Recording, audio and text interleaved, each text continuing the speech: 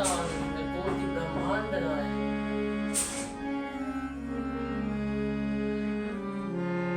अकारण करुणावरदायक भगवान श्री राघवेंद्र सरकार की 9 दिवसीय कथा में आज हम एकत्रित हुए हैं और परम सौभाग्यशाली हैं।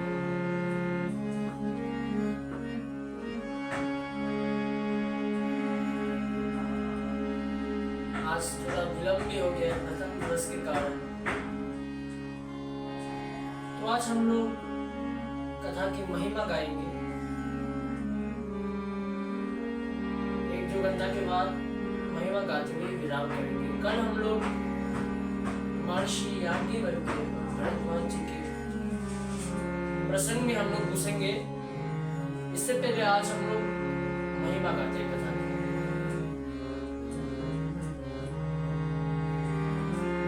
देखिए, रामचरितमानस जो ग्रंथ है, हम लोग 9 दिवसीय कथा करेंगे ना, तो हम जो ये 9 दिवसीयों में कथा जो करेंगे, उस ग्रंथ का नाम है रामचरितमानस। क्या नाम है? रामचरितमानस। तो देखिए, जितने भी राम जी के ऊपर ग्रंथ है वो सब रामायण ही पढ़े।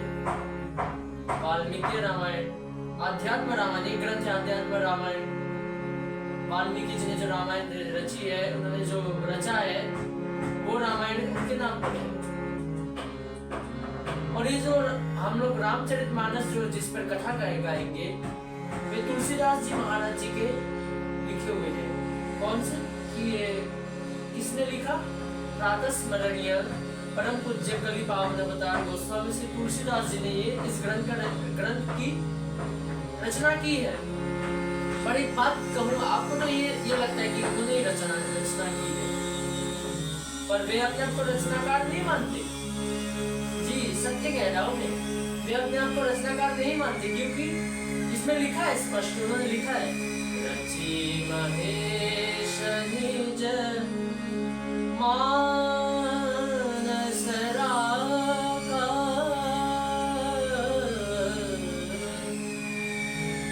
रचि महेश निज मानस राखा, यानी भगवान शंकर ने इसको रचा है।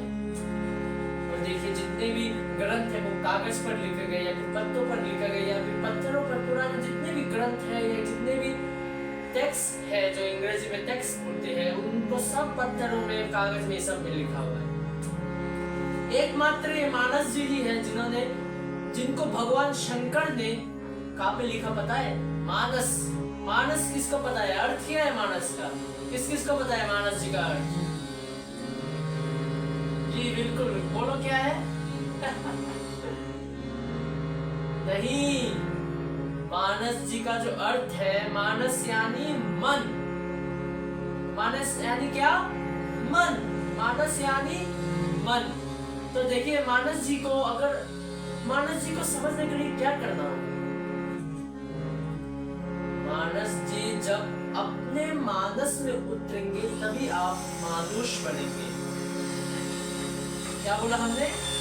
मानस जी को जब अपने मानस में उतारेंगे तभी आप मानुष बनेंगे। मानुष यानी आदमी, बंगाली शब्द है मानुष।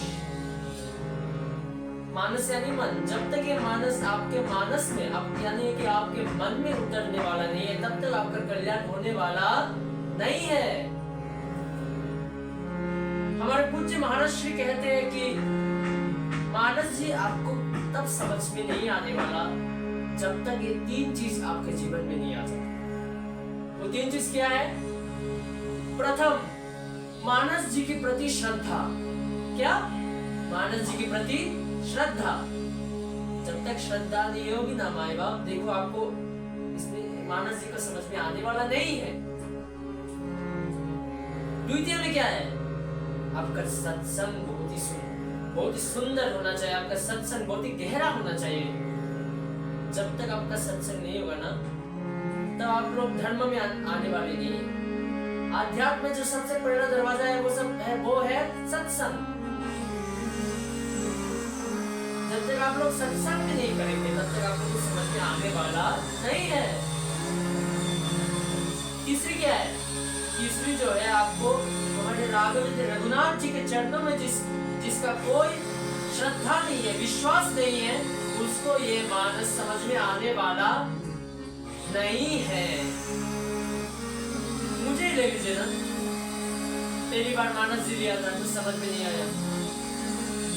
भगवान शिव की कृपा से जब हमें रघुनाथ जी से प्रेम हो तभी हमको ये मानस जी समझ में आया। जब हमारा सत्संग बहुत गहरा हुआ, शंकर मठ में हमारा सत्संग गहरा हुआ, जो ये सब महाराज जी का, ये सब भगवान की और संतों की, इधर जितने भी संत हैं उनकी कृपा है, उनकी कृपा की वजह से ही आज मैं हूँ ये सब।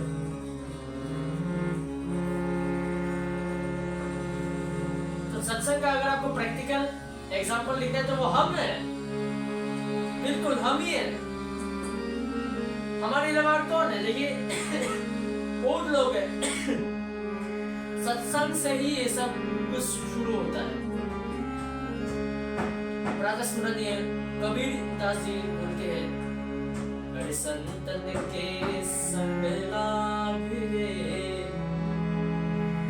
तेरी अच्छी बनेगी। अरे संतों का संग कीजिए, संतों का जब संग करेंगे तभी आपका भला अच्छी बनेगी, वो जोड़ी बहुत अच्छी लगेगी। अरे संतन के संग भक्ति बढ़ेगी, राम चरण अनुराग रे तेरी अच्छी बनेगी। राम चरण में आपका प्रेम बढ़ेगा जब आपका सत्संग होगा। देखिए क्रम है, देखिए क्रम है। पहले जब श्रद्धा होगी, संतों के ऊपर जब आप श्रद्धा करेंगे, तो संत को अगर आप श्रद्धा दे देते, तो कोई आपको, आप अगर किसी को कुछ देते उसके बदले कुछ देता है ना, है कि नहीं? देता है ना। ठीक उसी तरह श्रद्धा रूपी चीज को जब आप संतों को जाएंगे, संतों को जाकर ये श्रद्धा अर्पित करेंगे, फिर संत वही आपको रिप्लाई देते हुए क्या देंगे? वापस जो आपको देते हुए भगवत प्रेम। फिर उसी से सत्संग से आपको राम जी के चरणों में प्रेम आएगा। इसके बाद आपको ये मानस जी समझ में आने वाला है। समझ में है? जितने भी आप PhD डॉक्टर है, जितना भी करना है कर लीजिए, समझ में नहीं है। सत्संग बहुत जरूरी है भाई, बहुत जरूरी है। मैं जो भी हूं ना आज, रघुनाथ जी की कृपा, बाबा शंकर जी की कृपा और संतों का जो संग है, उसी ने मेरे को आज इधर खड़ा किया। मानस जी की कथा, मानस जी की कृपा भी होना बहुत आवश्यकता है। अरे और बहुत लोग इसको बोलते हैं किताब है ना, अरे किताब मत समझिए। लोग कहते हैं ये मानस जी किताब है। अरे बाबा, हम तो कहते हैं देखिए ये साक्षात भगवान श्री रघुनाथ जी का वांगमय स्वरूप है। इसको किताब समझने का आप गलती मत कीजिएगा। ये किताब नहीं है माय बाप, किताब नहीं है। साक्षात भगवान श्री रघुनाथ का ये वांगमय स्वरूप है। और इसमें जो है, इसी से ही हम कहते हैं भगवान, जो हमने महापुरुषों ने सुना है, बस इनमें से एक कांड में भी आपका श्रद्धा हो जाए तो आपका बेड़ा पार हो जाता है।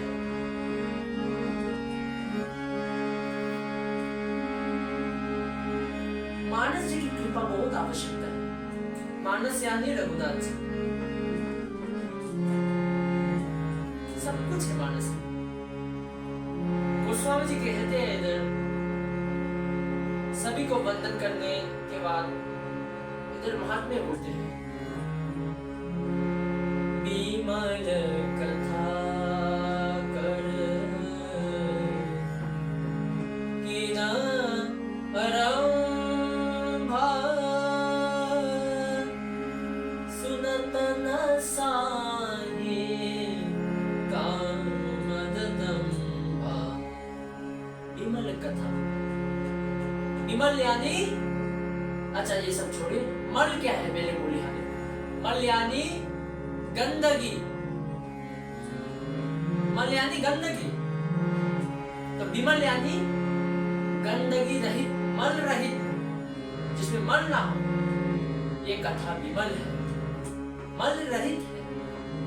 विमल कथा कर केदारम सुनत दसाई। दसाई यानी क्या है? बोलिए दसाई। दसाई यानी खत्म हो जाना। सुनत नसाही, सुनने मात्र से, क्या? सुनने मात्र से खत्म हो जाता है। क्या खत्म हो जाता है?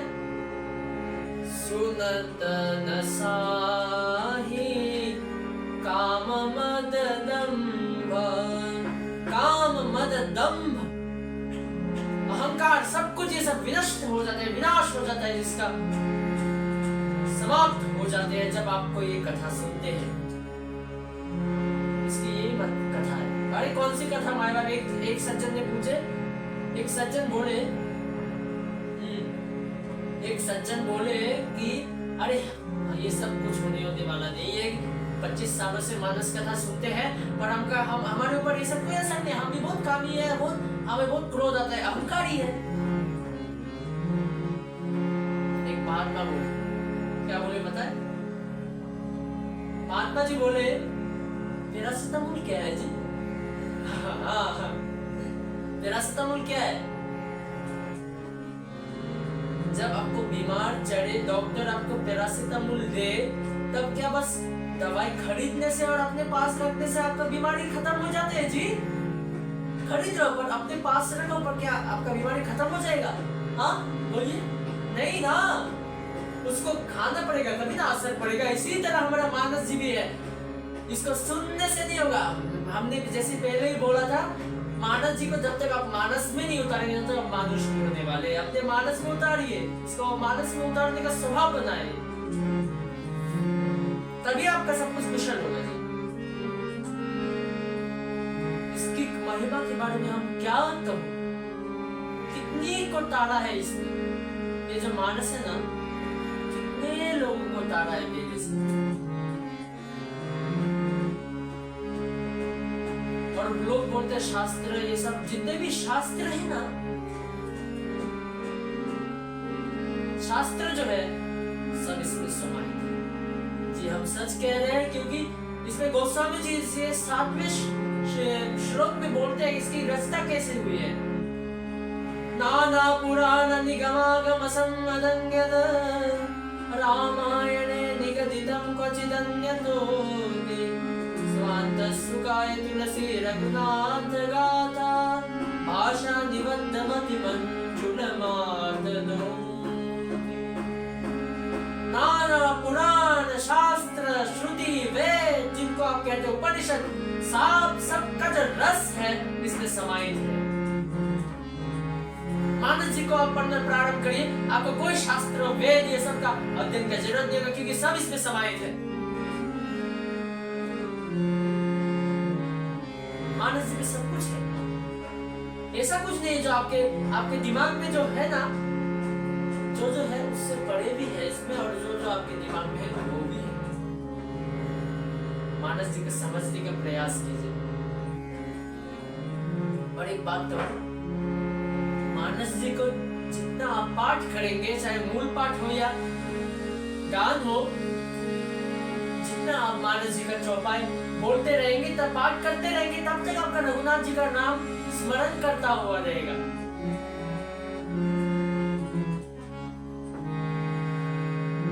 किसने बोला कैसे भाई? अरे बाबा, एक चौपाई को ले लीजिए, बोलिए कोई भी चौपाई बोलिए। अच्छा, सबसे कॉमन वाला ही ले लीजिए, आजकल जो चल रहा है। मंगल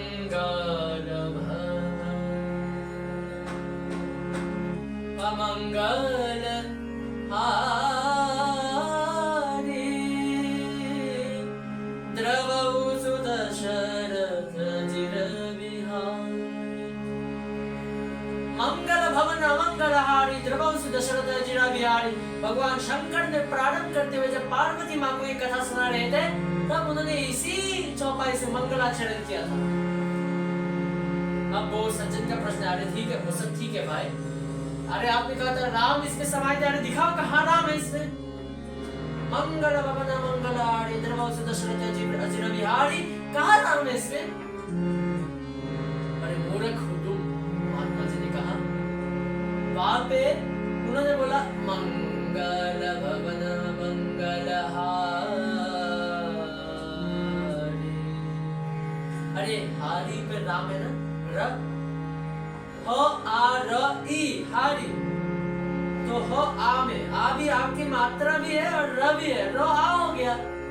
भले ही उल्टा ऊपर समाहित तो है ना, र आ हो गया। और म का है मंगल, बाबी मंगल है, म मिल गया, र आ म हो गया राम। ठीक उसी तरह हर चौपाई में जितने भी चौपाई सब में आपको राम समाहित मिल जाएगा। और एक बात तो मानस जी की बड़ी महिमा है, संत लोग से हमने सुना है मानस जी का जो रोज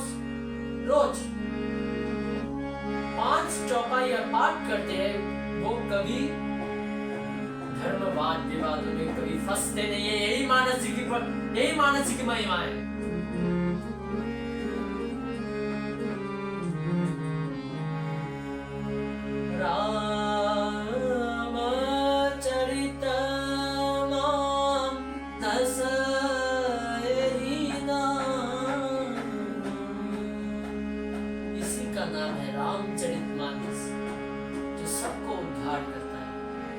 रघुनाथ जी है इसमें, रघुनाथ जी समाहित है इसमें, साक्षात उनका वांग्मय स्वरूप है।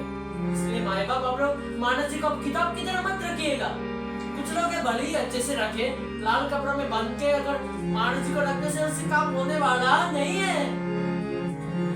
जब तक आप उसको पढ़ के पाठ करके समझ कर अपने जीवन में अपने मानस में नहीं उतारेंगे तब तक उसका कोई फल आपको दिखने को नहीं मिलेगा। आज से माए बाप आप लोग शुरू कर दीजिए मानस जी का पाठ। अपने घर में मानस जी को स्थापित करिए, इसका पाठ रोज रखिए और अपने जीवन में उतारे। देखिए कभी भाई भाई में झगड़ा नहीं होगा, कभी आपका घर कभी नहीं टूटेगा। ये मानस जी की गारंटी है, वारंटी जो भी बोलो। हाँ, जिस घर में मानस जी का रोज पाठ होता है और समझा जाता है, मानस जी का अपने मानस में उतारा जाता है, उस घर में कभी झगड़े नहीं। आजकल भाई भाइयों में, पति पत्नियों में, बहन बहनों में कितने ये जो जितने भी टीवी में जो क्या बोलते हैं बॉक्सिंग दिखाया जाता है सब अभी घर भी हो रहा है। आजकल का महाभारत बोल सकते हैं आप। जितने भी महाभारत है सब आपके घर में हो रहा है। क्यों? क्योंकि आपने मानस जी को हटा दिया अपने घर से। मानस जी को स्थापित करिए आज से, आपका देखिए मंगल ही मंगल होते रहेगा। अच्छा, ये जो ग्रंथ है जो हमेशा मंगल करता है, किस दिन लिखा गया बात कि किसने इसकी रचना की, अभी हम सुनाते हैं। ये मानस है ना, एक सरोवर समझिए मानस, जिसके 4 घाट हैं। बस उन्हीं 4 घाटों में 4 प्रवक्ता और 4 श्रोता है। पहले घाट है प्रवक्ता गोस्वामी तुलसीदास जी। स्थान बोलो तो बनारस वाराणसी काशी जो भी 80 घाट। इसी घाट पर श्रोता बोले तो शायद माँ गंगा हो सकती है, या फिर संभवतः गोस्वामी जी का मन, पक्षियां आसपास के पेड़ पौधे, इन्हीं को श्रोता समझा जा सकता है। दूसरे घाट पे है वक्ता है याज्ञवल्क्य जी। स्थान है प्रयागराज। श्रोता है भरद्वाज जी। तीसरी स्थान में अगर हम जाए तो वक्ता है भगवान साक्षात भोले बाबा, शंकर भगवान हमारे बाबा। स्थान बोले तो कैलाश। और श्रोता मेरी मां भवानी पार्वती जी। चौथे घाट पर वक्ता है काकभूषण जी। श्रोता के रूप में गरुड़ जी महाराज। स्थान है नीलगिरी पर्वत। क्या? नीलगिरी पर्वत।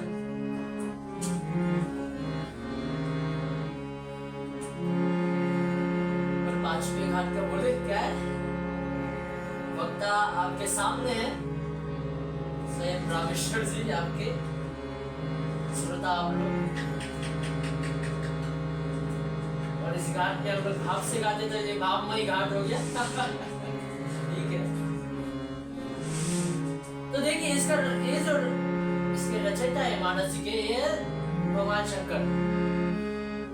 गोस्वामी जी नहीं कहते हमने रचाया, गोस्वामी जी कहते हैं हम वो कथा आपको सुनाएंगे जो याज्ञवल्क्य भरद्वाज जी को सुनाए थे, हम वो कथा आपको सुनाएंगे जो शंकर जी ने पार्वती जी को सुनाई थी।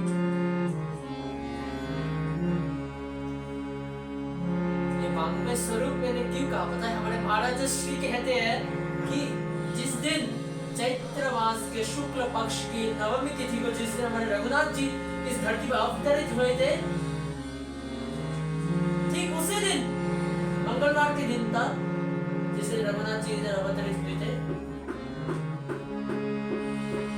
उसी दिन चैत्र मास की शुक्ल नवमी संवत 1631 में अयोध्या जी में गोस्वामी श्री तुलसीदास जी महाराज जी इसकी रचना करते हैं। बार भी देखो तो मंगलवार, इससे संकेत मिलता है कि इससे जो भी होगा मंगल ही मंगल होगा। नौमी भोमवार मधुमासा अवधपुरी चरित प्रकाशा। अवधपुरी में ये ठीक दोपहर को इसके प्राकट्य महोत्सव बोला जाता है, बोला जाता नहीं है, सर्दी रहती है। तो इसकी एक महिमा है। और एक बात कहें, महाराष्ट्र की वाणी है ये भी, कथा को अगर आप लोग उल्टा बोलने लगे तो क्या होगा?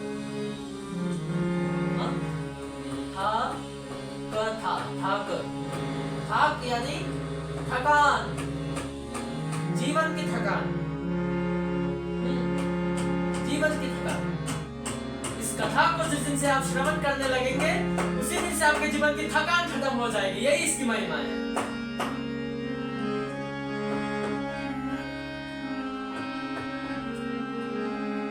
इस राम नाम को कलयुग केवल राम राम ही आधारा, नाम नाम आधारा। इंसान है, गलती होती है। कलयुग केवल नाम आधारा। तो इस कलयुग में बस नाम आधार, भगवान का नाम ही हमारा सपोर्ट है, हमारा जो सपोर्ट पिलर है बस भगवान का नाम ही है। जो तपस्या कर करके भगवान बहुत मुश्किल से मिलते थे त्रेता युग द्वापर युग में, कलयुग में आपको छूट दी गई कि बस नाम से आप भगवान को प्राप्त कर सकते हैं। इतनी शक्ति है नाम में। नाम जब हमेशा आपके मुंह में, चाहे आप मंत्र जब ना करे, ये करे वो करे, वो कुछ फर्क नहीं पड़ता। जो भी कर्म करे, चाहे बाथरूम में कहीं पे भी है, इसकी कोई शक्ति। खाना खाते समय तो आप समझ नहीं सकते कि नहा के खाए कि नहीं नहा के खाए। बाथरूम में खाए, तो बाथरूम में जाके खाना खाते, हम देखे अपने आंखों से। कोई ये नहीं ये करता ये सब। पर जब नाम लेने का आके जपे कि नहीं नाम जपे, अरे बाबा खाने को जैसे आप आहार लेते हैं, ठीक उसी तरह भगवान नाम का अपना आहार बनाओ। हमेशा आपके मुख में भगवान नाम होना चाहिए, हमेशा नाम जप हमेशा रहना चाहिए। गोस्वामी जी कहते हैं जिनके जिह्वा पर भगवान का नाम नहीं रहता, वो जीव किसका है पता है? मेंढक का जीव है। गोस्वामी जी कहते हैं जिनके आंखों ने कभी भगवान का और संतों का दर्शन नहीं किया है, वो आंख नहीं, मोर के पंख कभी देखे, उसमें एक आंख जैसी आकृति बना रहता है, आंख जैसा दिखता है पर कोई काम का नहीं है। उसी तरह आपका आंख भी अगर संतों का कृपा, संतों के दर्शन एवं भगवत दर्शन नहीं किए तो आपका आंख भी उसी मोर के पंख की आंख की तरह है। और आपने कभी भगवान नाम श्रवण करते हुए किसी को नहीं सुना अपने कानों से, तो आपका कान नहीं, वो सांप का बिल है। भाई बाबा, आज से आप लोग अपने मुख में नाम जब शुरू कर दीजिए, जो भी नाम आपको प्यारा हो, राधा हो, कृष्ण हो, सीताराम हो, जो भी हो। जैसे कि आपको सीताराम नाम प्रिय, हमेशा सीताराम करते रहते हैं, जितने हो सके तो आप लोग भी करते रहिएगा। देखेंगे एक दिन यही नाम आपको पार कर देगा, यही नाम बस।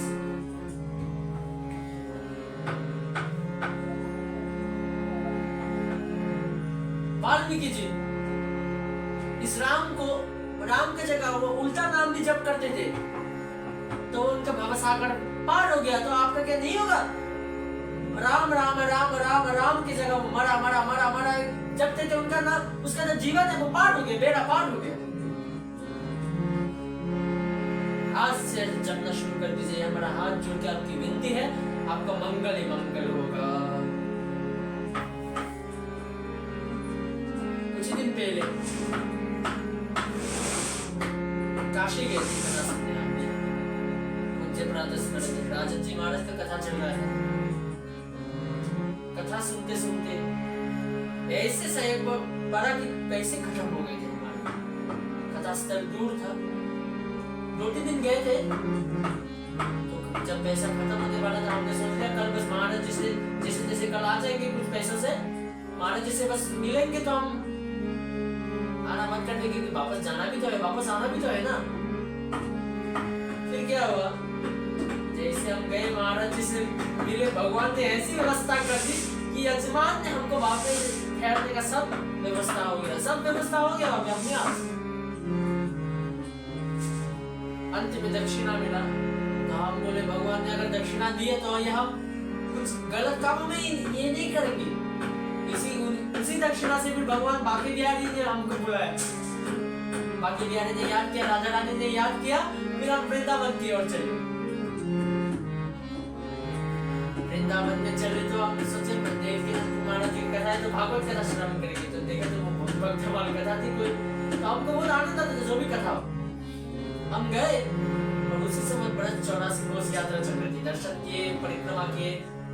इसके बाद उसकी फीस जरूर थे, पर भगवान ने वो भी व्यवस्था कर दी। हमारे बिहारी जी ने हमें 25,000 का सीट ऐसे ही मिल गया। एक आदमी था, उनका कोई घर संबंधी आदमी नहीं आया, जब आवे और व्यवस्था हो गया जी बिल्कुल।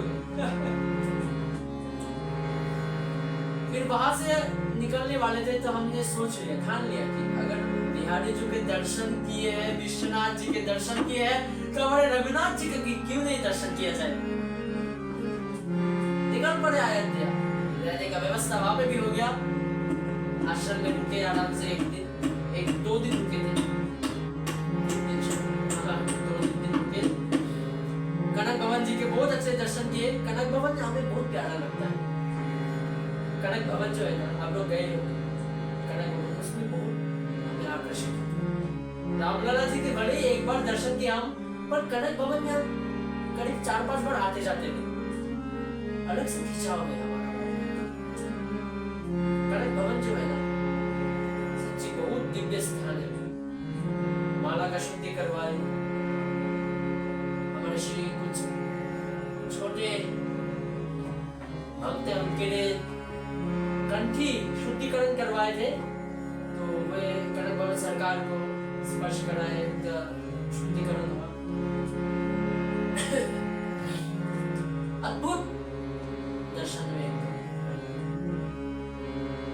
क्या कहा, आप लोग ये दर्शन करिएगा, बहुत आनंद प्राप्त होगा। तो ये सब जितने भी हमारे जीवन में हो रहा है ना, ये सब मानव जी की कृपा और रघुनाथ जी की कृपा के बिना और बाबा की कृपा के बिना देता है। और एक बात करो, हम बोले बाबा और रघुनाथ जी मत समझिए अलग है जी, मत समझिए अलग। जो हरि और हर में भेद करता है, उससे अज्ञानी और कोई नहीं है इस जगत में। क्या बोले? जो हरि और हर में भेद करता है, उससे बड़ा अज्ञानी और कोई नहीं है इस जगत में। सब एक है। और इनके रिलेशन भी देखेंगे तो आपको गदगद हो जाएंगे, क्योंकि देखिए राम जी भगवान शंकर को राम जी भगवान शंकर को अपने इष्ट मानते हैं और भगवान शंकर राम जी को इष्ट मानते हैं, मित्र मानते हैं, आपस में सखा मानते हैं। तो हमारे राम जी और भगवान शंकर बाबा बहुत प्यारे लगते हैं। राम जी को हम पहचानते नहीं थे अच्छे से। पहचान इसका मतलब ये नहीं कि हमें पता था राम जी एक कैरेक्टर थे, भगवान थे, अयोध्या में जन्म लिए, सब किए, वो सब किए, हमें पता था, पर उनके चरणों में भक्ति नहीं थी, इतनी प्रेम नहीं था।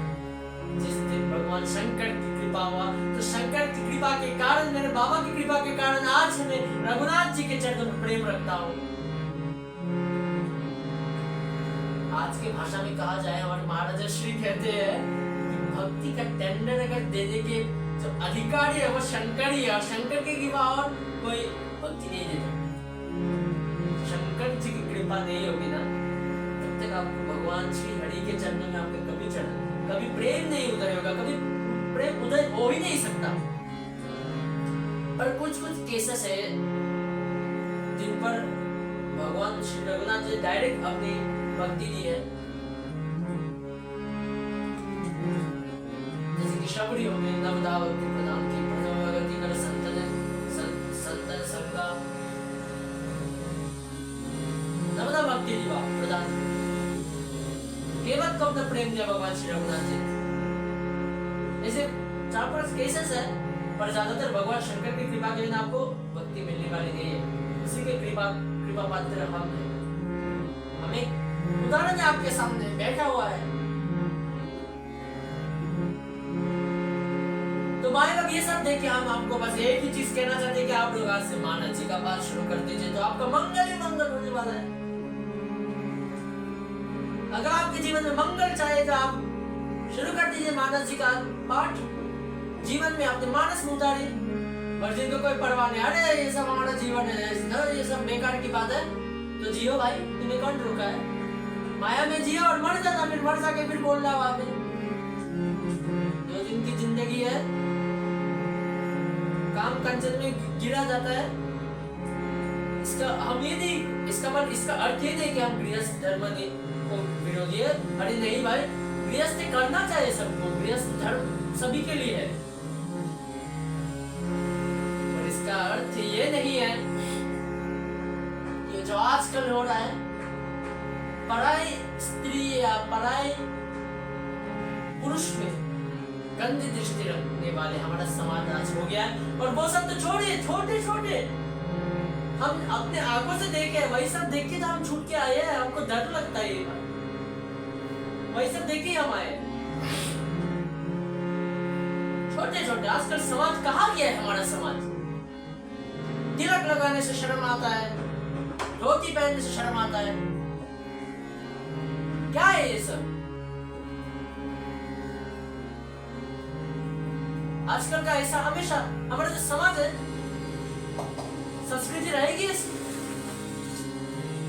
कहाँ मिलेगी? कहाँ गई हमारी वो संस्कृति जिसमें भगवान का नाम अगर कुछ भी हो जाए पर भगवान का नाम छूटना नहीं चाहिए, शिका रहना चाहिए। आज कहाँ शिका है वे? ब्राह्मणों को छोड़ के किसके बाद शिका है? बताइए, किसी के पास आपको नहीं मिलेगा। ज्यादा 80% से घूम रहा है शिका के बिना, जनेऊ के बिना। अरे हम ये नहीं कर रहे कि जनेऊ रहना चाहिए। अरे भाई, मुंह पे भगवान का नाम तो भक्त हो भगवान के मेरे।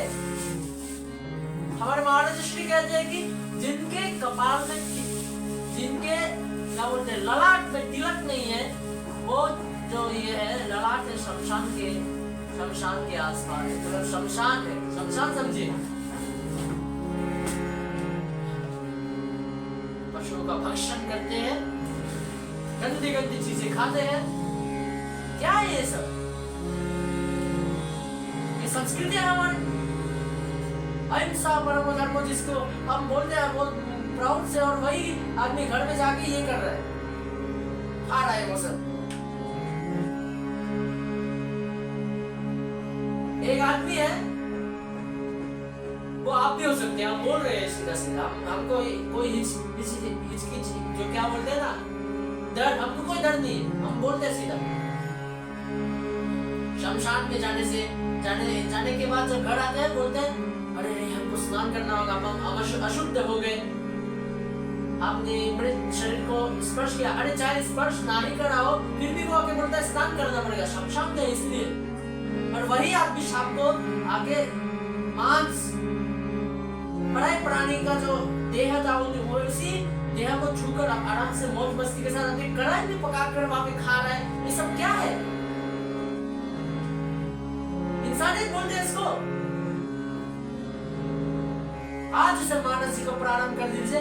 और कुछ लोग तो हमने ये भी सुना रघुनाथ जी को, हमारे राम जी को बोलते हैं कि मांसाहारी थे उनके, हम बोल नहीं रहे इसलिए। माई बाप आज से अपने मानस जी को अपने घर में लाए, उसी से आपके बच्चे को संस्कार मिलेगा, उसी से आपको कैसे जिम्मेदारियां प्राप्त होगी, सब कुछ मानस जी कर देगा। आप बस अपने मानस को उतारना शुरू करें।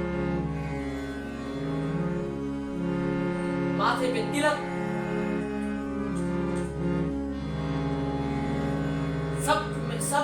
सबके पास होना चाहिए, सबके माथे पे तिलक होना चाहिए।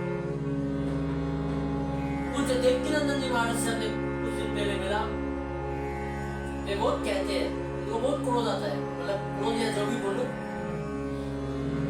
सनातनी होने के बाद भारत में जो सबसे बड़ा प्रॉब्लम है ना, अभी सबका जो सबसे बड़ा जो प्रॉब्लम है वो हम भारतीय की वजह से ही है। ज्यादातर भारतीय होने के बाद उन लोग भारतीय जो शास्त्र है उनमें विश्वास ही नहीं करते। अरे भाई शास्त्र को पढ़ के तो देखो भाई, शास्त्र पढ़ने के बाद देखना, आजकल के जो हम लोग पढ़ाई करते हैं ना वो सब ब्रिटिश का दिया हुआ है भाई, समझते नहीं है लोग। और उसी को पढ़ के बोलते हैं हम लोग बोलते हैं हम लोग साइंटिस्ट है, हम लोग ये है वो है, हम लोग भगवान में विश्वास नहीं करते हैं। तुम लोग क्या करो, क्या बोले ये सब?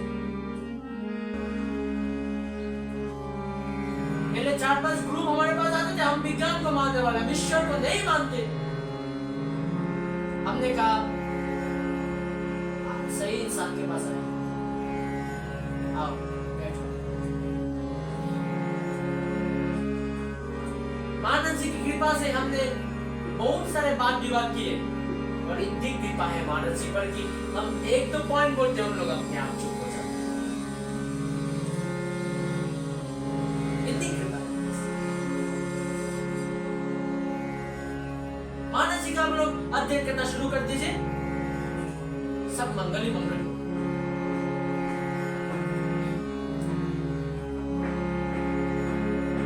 देखिए गोस्वामी जी ने जो इसमें भाव अपने प्रकट किए हैं, क्या ही बोला जाए। अब जैसे मूर्ख तो इसको बता नहीं सकते, पर हमारे जो जितने भी मती है हम आपको उसी मती के अनुसार हम आपको सुनाएंगे। एक बात है, वक्ता जिस भाव से बोल रहा है उसी भाव से अगर श्रोता सुने कथा को तो वक्ता को श्रोता से अधिक वक्ता को आनंद आता है।